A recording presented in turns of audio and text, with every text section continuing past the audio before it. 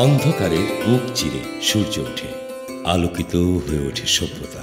প্রমত্তা পদ্মার কোল ঘেঁষে প্রতিষ্ঠিত আমাদের বিদ্যালয় সাতবাড়িয়া উচ্চ বিদ্যালয়। অমাবস্যার ঘোর কাটিয়ে ওঠা এক ফালি চাঁদ, নিবেদিত প্রাণ কিছু মহামানবের স্বার্থহীন এক সফল প্রচেষ্টার নাম সাতবাড়িয়া উচ্চ বিদ্যালয়।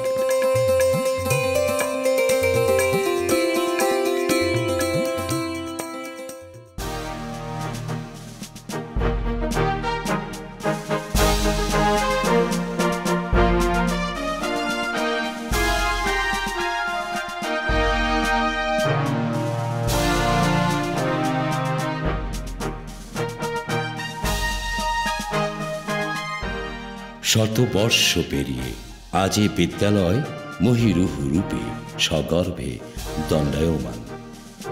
নানাবিধ তথ্য উপাত্ত ও প্রতিষ্ঠাতাদের উত্তরাধিকারীদের সাথে কথোপকথনের মাধ্যমে এ সিদ্ধান্তে আসা যেতে পারে যে কয়েকটি ধাপে বিদ্যালয়টি বর্তমান অবস্থানে আসতে পেরেছে।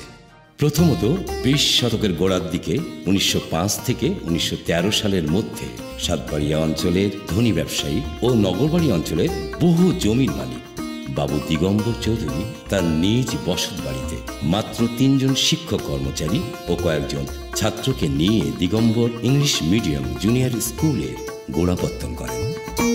প্রায় ঠিক সমসাময়িক সময়ে নিশ্চিন্তপুর নিবাসী 34-35 বছরের শিক্ষিত যুবক রাধাচরণ পোদ্দার এই অঞ্চলে একটি ইংরেজি মাধ্যম বিদ্যালয়ের জন্য প্রচেষ্টা করছিলেন। এই উদ্দেশ্যে তিনি ওই সময়ের এই অঞ্চলের 2 জন প্রভাবশালী জমিদার তাঁতিবন্ধের বিজয়বাবু এবং দুলাইয়ের আজিম চৌধুরীর সাথে দেখা করেন এবং ব্যর্থ হয়ে ফিরে আসেন। এরপরই তিনি দেখা করেন দিগম্বর চৌধুরীর সাথে এবং উভয়ে আলোচনা সাপেক্ষে সাতবাড়িয়ায় একটি ইংলিশ স্কুল প্রতিষ্ঠায় একমত হন। এ পর্যায়ে রাধাচরণ পোদ্দার মহাশয় সাতবাড়িয়া অঞ্চলের জনৈক বড় ব্যবসায়ী মারোয়ারি বাবুর সাথে কলিকাতায় গিয়ে দেখা করেন এবং তার কাছ থেকে সাতবাড়িয়া বাজারের পাশে পরিত্যক্ত কুঠিঘরটি স্কুলের জন্য প্রাপ্ত হন। 1913 সালের প্রথম দিকে দি সাতবাড়িয়া ইংলিশ হাই স্কুল নামে এর যাত্রা শুরু হয়। একই সাথে দিগম্বর ইংলিশ মিডিয়াম জুনিয়র স্কুলের অবলুপ্তি ঘটে। দুর্ভাগ্যক্রমে মাত্র 3-4 বছরের মাথায় কুঠিঘরটিতে স্থাপিত স্কুলটি বজ্রপাতে পুড়ে ধ্বংস হয়ে যায়। অনন্যপায় হয়ে রাধাচরণ পোদ্দার মহাশয় বিদ্যালয়ের অবশিষ্ট জিনিসপত্র সাতবাড়িয়া বাজারের অপর প্রান্তে অবস্থিত জনৈক ধতুবাবুর পাটের গুদামে স্থানান্তর করেন। আপাত স্থায়ী হলেও সবই ছিল মূলত অস্থায়ী বিদ্যালয়। রাধাচরণ পোদ্দার মহাশয় বিদ্যালয়টি একটি স্থায়ী অবকাঠামোর জন্য চিন্তা করেন এবং বাজার সংলগ্ন স্থানীয় জেলা বোর্ডের বড় রাস্তার পশ্চিমে ও পদ্মা নদীর উত্তর পারে প্রায় 3 বিঘা জমির উপর এটি স্থাপিত হয়। ইংরেজি 1918 সন নাগাদ নতুনভাবে নির্মিত বিদ্যালয় প্রাঙ্গণে পাঠদান কার্যক্রম শুরু হয়ে পরবর্তী প্রায় 4 দশক পর্যন্ত চলমান থাকে। প্রত্যক্ষদর্শীদের বর্ণনা মতে বিদ্যালয়ের পাঠকক্ষ 2টি ইটের দেয়াল বিশিষ্ট টিনের ছাপরা যা উত্তর এবং পশ্চিম দিকে ছিল। ছাপরার ভিতরে কাঠের পার্টিশন, শুধুমাত্র পরীক্ষা চলাকালীন সময়ে পার্টিশন দেওয়া থাকত। পূর্ব দিকে ছিল লাইব্রেরি বিল্ডিং, লাইব্রেরির দুপাশে স্কুলের প্রবেশপথ। লাইব্রেরিটির একমাত্র দরজার দক্ষিণ দিকে ছিল পুকুর। স্কুলের দক্ষিণ পাশে ইটের দেয়াল এবং উত্তর পাশে কাঁটাতারের বেড়া। মাঝে খেলার মাঠ, খেলার মাঠের পূর্ব পাশে ছিল একটি আম গাছ। স্কুলের উত্তর পূর্ব পাশে ছিল ছোট্ট টিন শেড মসজিদ। রাধাচরণ পোদ্দার মহাশয় স্কুল প্রতিষ্ঠার পর এর সার্বিক উন্নয়ন এবং স্বীকৃতির জন্য মনোনিবেশ করেন। ব্রিটিশ শাসন আমলে এই অঞ্চলের সব শিক্ষা প্রতিষ্ঠানই ছিল কলিকাতা বিশ্ববিদ্যালয়ের অধীনে। কলিকাতায় FA এবং BA পড়ার সুবাদে পোদ্দার মহাশয়ের সেখানে অনেক বন্ধুবান্ধব ছিল। তাদের সহযোগিতায় তিনি স্কুলের স্বীকৃতি লাভ করলেন 1920 সালের জানুয়ারি মাসে। সেই স্বীকৃতির দিনটিকেই স্কুলের প্রতিষ্ঠা সাল হিসাবে গণনা করা হয়। স্বীকৃতি লাভের পর আরও একটি স্থানীয় সমস্যা মাথাচাড়া দিয়ে ওঠে। মুসলমান সম্প্রদায়ের কিছু অক্ষর জ্ঞানহীন ও গোঁড়া ধর্মান্ধ ব্যক্তি ইংরেজি শিক্ষার বিরুদ্ধাচরণ শুরু করেন। ও ছাত্র সংঘের কাজে বাধা সৃষ্টি করতে থাকেন। পরিস্থিতি নিয়ন্ত্রণে পোদ্দার মহাশয় মুসলমান সম্প্রদায়ের দুজন প্রভাবশালী জ্ঞানী ও নেতৃস্থানীয় ব্যক্তির সহযোগিতা পান। তারা হলেন নিশ্চিন্তপুর নিবাসী প্রয়াত পীর সাহেব শাহ খন্দকার খোরশেদ আলম এবং তারাবাড়িয়া নিবাসী প্রয়াত জনাব আপাল মণ্ডল সাহেব। তিনজনে মিলে গ্রামে গ্রামে গিয়ে গ্রাম্য মাতব্বরদের সাথে কথা বলেন ও ধর্মীয় অপব্যাখ্যার যুক্তি খণ্ডন করেন। একই সাথে বিদ্যালয়ে ছাত্র পাঠানো এবং ভিন গ্রামের ছাত্রদের লজিং রাখা ইত্যাদির ব্যাপারে গ্রামে গ্রামে লোকজনকে বোঝানো ও আগ্রহী করে তোলার কাজে দীর্ঘদিন অক্লান্ত পরিশ্রম করেন।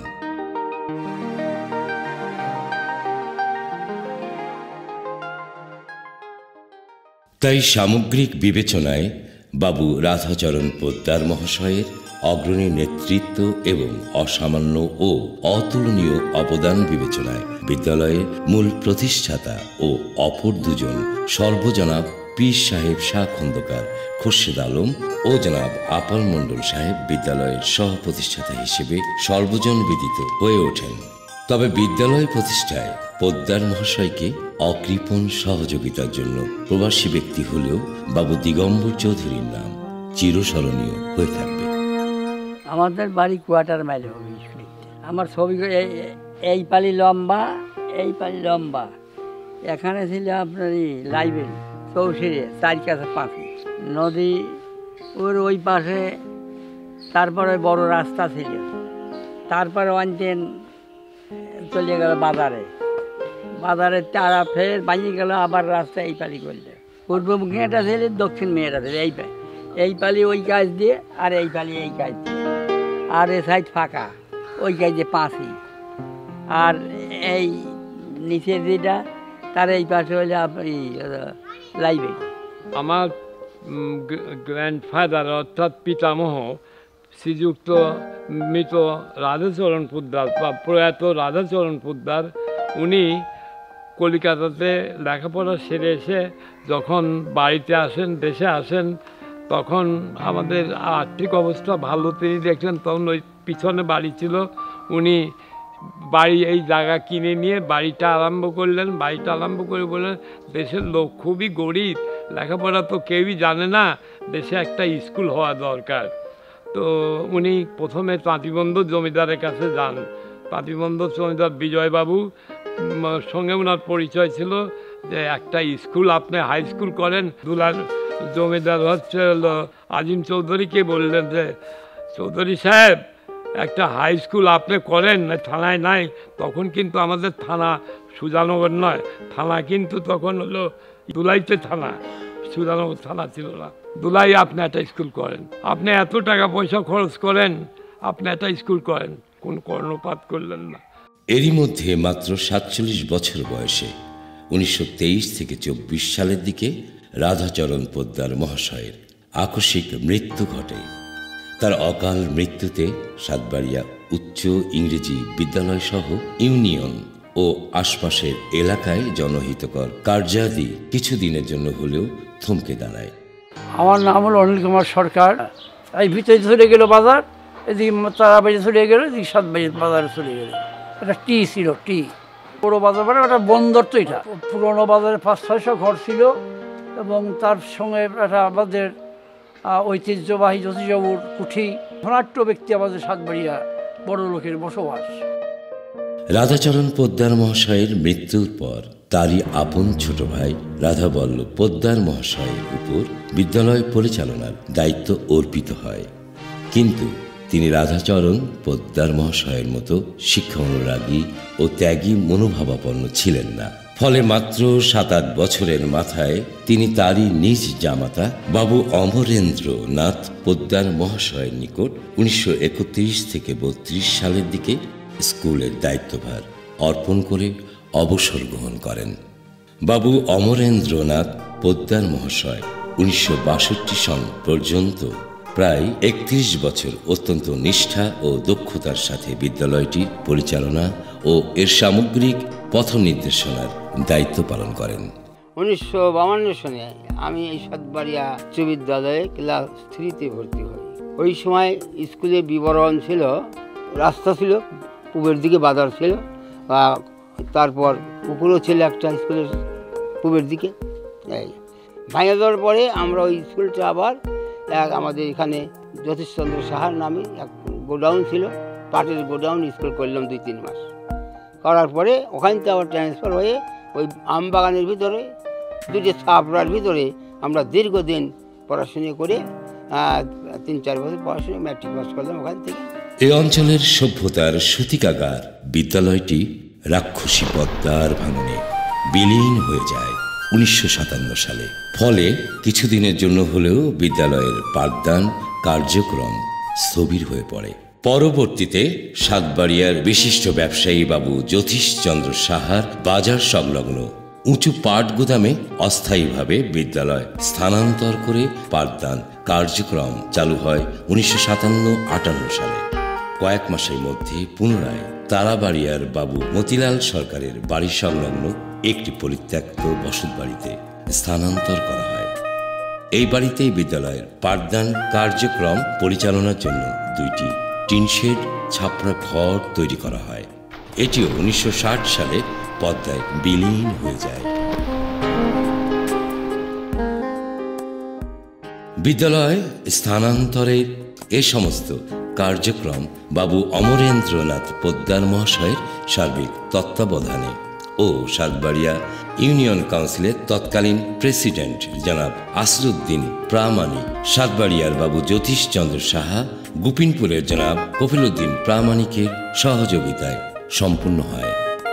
অতঃপর বর্তমান স্থায়ী বিদ্যালয় প্রথম স্থায়ী বিদ্যালয়ের জন্য ক্রয়কৃত ও দানে প্রাপ্ত ফকিরপুর মৌজাধীন খেলার মাঠে 1960 সালে একটি লম্বা টিনশেড ছাপড়া ঘর তুলে বিদ্যালয়ের পাঠদান কার্যক্রম শুরু হয়। ইংরেজি 1961 থেকে 64 সন পর্যন্ত টিনশেডটি রেখে বর্তমান বিদ্যালয়ের লাইব্রেরি রুম থেকে শুরু করে পূর্ব প্রান্তের সিঁড়িঘর পর্যন্ত ইমারত নির্মাণের কাজ সম্পূর্ণ হয়। 1964 সনে নতুন ইমারতে পাঠদান কার্যক্রম শুরু হয় এবং টিনশেডটি ভেঙে ফেলা হয়। এ সময় অতি দ্রুত ছাত্র শিক্ষকের সংখ্যা বাড়তে থাকলে পরবর্তী 2-3 বছরের মধ্যে অর্থাৎ 1966-67 সনের মধ্যেই ইমারতের বর্ধিত পশ্চিমাংশের নির্মাণ কাজ সম্পূর্ণ হয়। প্রথমে ইমারতের পূর্বাংশ উত্তরমুখী হলেও পশ্চিমাংশের বর্ধিত ইমারত নির্মাণের সময় তা সংস্কার করে দক্ষিণমুখী ও পশ্চিমাংশের প্রারম্ভিক নির্মাণ কাজেও দক্ষিণমুখী করে পূর্ব পশ্চিম লম্বাভাবে নির্মিত হয়। সরকারি অর্থায়নে বিদ্যালয়ের আরও 2টি ইমারত নির্মিত হয় যথাক্রমে প্রথমটি 1994 সালে এবং দ্বিতীয়টি 2000 সালে পশ্চিমমুখী করে। এরপর পুরনো ইমারতের পূর্ব পাশে দক্ষিণমুখী করে আরও একটি ইমারত নির্মিত হয় 1913 সালে। বিশাল খেলার মাঠ সহ বর্তমান বিদ্যালয়ের মোট আয়তন 8 একর 96% বা প্রায় 9 একর। বিশাল এই বিদ্যালয়টিতে 100 বছরে স্থায়ী এবং ভারপ্রাপ্ত মিলিয়ে মোট 16 জন প্রধান শিক্ষক হিসাবে দায়িত্ব পালন করেছেন।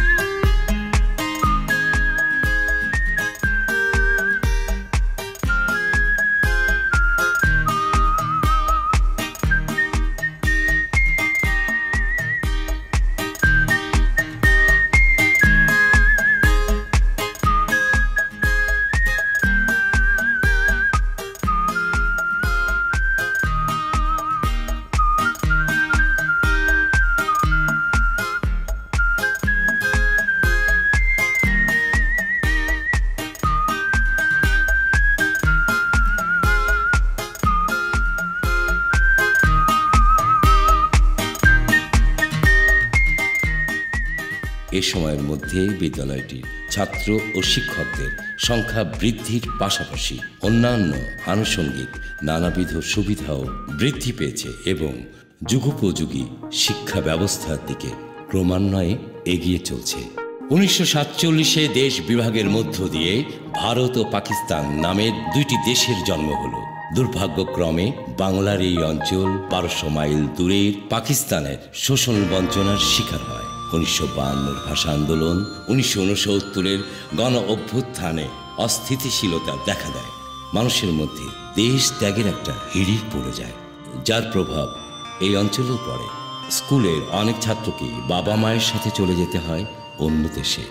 অনেক প্রাক্তন ছাত্রও চলে যান, যারা বিভিন্ন দেশে ছড়িয়ে রয়েছেন।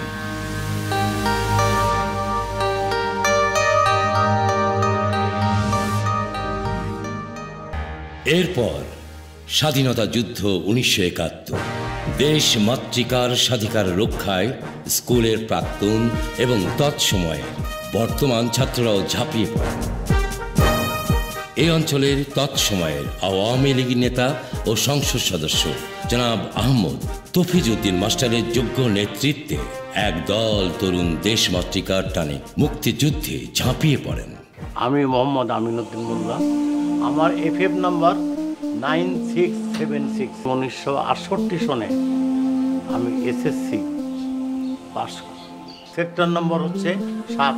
যুদ্ধে যখন যাই তখন আমার বয়স 20। 15ই সেপ্টেম্বর যখন 7 বারেতে দ্বিতীয়বার অপারেশন করা হয়, এই হাই স্কুলের দোতলাতেই মোস্তফা খানের নেতৃত্বে রাজাকাররা সেই হামলাগুলো করে। আমি এতেম শামসুল আলম, সাতবাড়ি স্কুলের ছাত্র। আমরা এই সুজানগর থানায় এই সংগঠক হিসাবে আমাদের ফিরোজ কবিরের আব্বা তফিজউদ্দিন মাস্টার সাহেব এমপি ছিলেন এবং উনি এই সংগঠনের গোটা থানা 15 ইউনিয়নে দায়িত্ব পালন করতেন। উনি আমাদের মাধ্যমে গোটা থানাতে এই সমন্বয় করে দিতেন। মুক্তিযোদ্ধা অংশগ্রহণ করি, তখন আমার বয়স 22 বছর। মোহাম্মদ আবুল হোসেন। আমার এফএফ নম্বর 9405।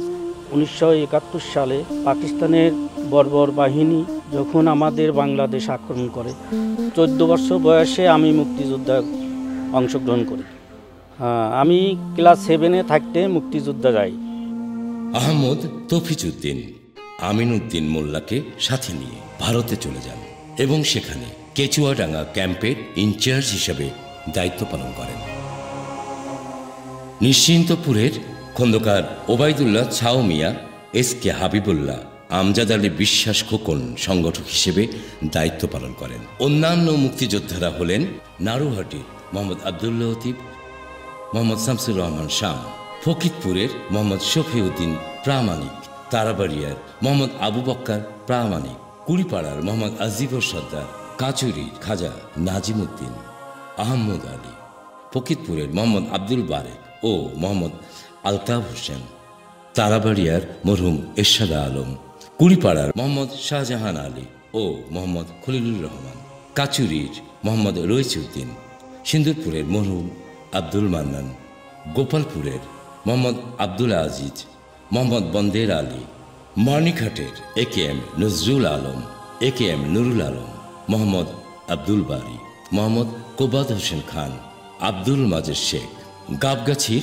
মৃত খন্দকার আওয়াল কবির, উলাটের মোহাম্মদ আনিসুর রহমান, খয়রানের মোহাম্মদ আব্দুল খালেক খান, পাবনার মোহাম্মদ আবুল কাশেম মাস্টার, কাদোয়ার মোহাম্মদ খলিলুর রহমান, হেমরাজপুরের মৃত সাকিন আলী, মৃত দানেজ আলী ও মৃত শহীদুর রহমান, নারুহাটির মনসুর রহমান, ফকিরপুরের দীপক কুমার সাহা। 12ই মে 1971 হানাদার বাহিনী সাতবাড়িয়াতে গণহত্যা চালিয়ে 300-400 নিরীহ মানুষকে নির্বিচারে হত্যা করে, যার মধ্যে 156 জনের নাম ঠিকানা পাওয়া যায়। এ সময় সিন্দুরপুরের অমিত সাহা, মুমরুজপুরের সমীর সাহা সহ সাতবাড়িয়া উচ্চ বিদ্যালয়ের বহু ছাত্র নিহত হন। 16ই ডিসেম্বর 1971 স্বাধীন হলো দেশ, হানাদার মুক্ত হলো স্কুল। তার অনেক ডানপিটে সন্তানকে হারালো সে। বেঁচে থাকাদের নিয়ে এগিয়ে চলল শিক্ষা কার্যক্রম। অভিজ্ঞ শিক্ষকদের তত্ত্বাবধানে সার্বিকভাবে ফলাফল উন্নত হতে থাকল। বিশ্ববিদ্যালয়ের শিক্ষক, গবেষক, ডাক্তার, ইঞ্জিনিয়ার, বিসিএস ক্যাডার, সামরিক কর্মকর্তা সর্বত্র এই স্কুলের ছাত্ররা অলংকৃত করে রেখেছেন।